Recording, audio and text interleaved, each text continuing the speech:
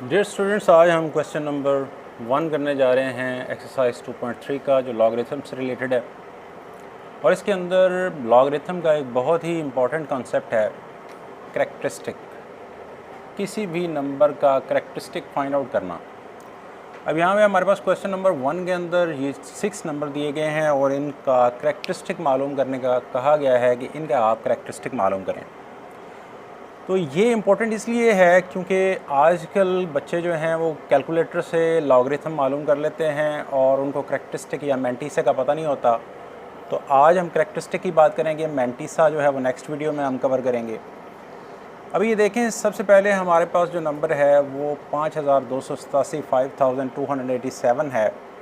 यहाँ पे आपको अगर पूछा जाए डेसिमल पॉइंट कहाँ पे है, तो डेसिमल पॉइंट इस तरह के नंबर्स जो होते हैं जहाँ पे नहीं लिखा होता, वहाँ पे यूनिट जो डिजिट होता है उसके बाद डेसिमल पॉइंट एग्जिस्ट कर रहा होता है।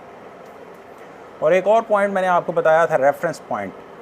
तो रेफरेंस पॉइंट जो होता है वो लेफ़्ट साइड से जब हम स्टार्ट करते हैं तो फर्स्ट नॉन ज़ीरो डिजिट, पहला ऐसा डिजिट जो ज़ीरो ना हो, उसके फ़ौरन बाद रेफरेंस पॉइंट होता है। तो डेसिमल पॉइंट और रेफरेंस पॉइंट के दरमियान में जितने डिजिट हैं वो उसका करैक्टरिस्टिक होता है। अब यहाँ पे देखें, डेसिमल पॉइंट और रेफरेंस पॉइंट के दरमियान में कितने डिजिट आ रहे हैं, 1, 2 एंड 3। तो ये करैक्टरिस्टिक इसका 3 होगा। और अगर रेफरेंस पॉइंट लेफ़्ट साइड पे है तो करैक्टरिस्टिक प्लस में होगा, और अगर रेफरेंस पॉइंट जो है वो डेसिमल पॉइंट के राइट पे चला जाएगा तो फिर करैक्टरिस्टिक नेगेटिव होगा। अगला नंबर हमारे पास मौजूद है 59.28। यहाँ पे डेसिमल पॉइंट लिखा हुआ है ऑलरेडी।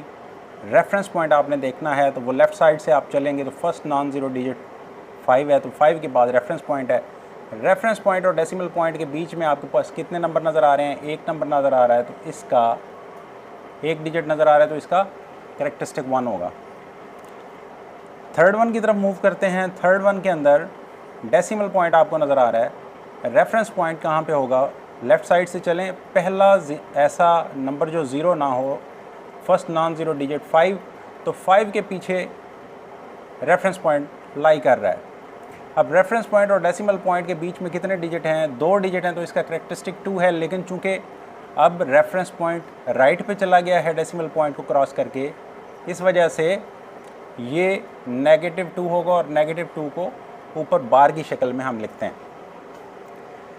फोर्थ वन को डिस्कस करते हैं। यहाँ पे डेसिमल पॉइंट आपको नज़र आ रहा है 234.7। यहाँ पे रेफरेंस पॉइंट कहाँ लाई करेगा, फर्स्ट नॉन ज़ीरो डिजिट 2 के बाद। तो रेफरेंस पॉइंट और डेसिमल पॉइंट के बीच में आपको 2 डिजिट नज़र आ रहे हैं, तो इसका करैक्टरिस्टिक 2 होगा। फिफ्थ की तरफ मूव करते हैं। यहाँ पे डेसिमल पॉइंट आपको नज़र आ रहा है 0.049। तो रेफरेंस पॉइंट कहाँ पे होगा, लेफ़्ट साइड से चलें, पहला नंबर जो ज़ीरो ना हो, नॉन ज़ीरो डिजिट 4 है, 4 के पीछे रेफरेंस पॉइंट लाई करता है। और रेफरेंस पॉइंट और डेसिमल पॉइंट के बीच में कितने डिजिट आपको नज़र आ रहे हैं, 1, 2, 3, 4, 5। तो इसका करैक्टरिस्टिक 5 होगा, और इसके ऊपर बार लगाएंगे क्योंकि ये नेगेटिव है, क्योंकि जो रेफरेंस पॉइंट है वो राइट साइड पे है।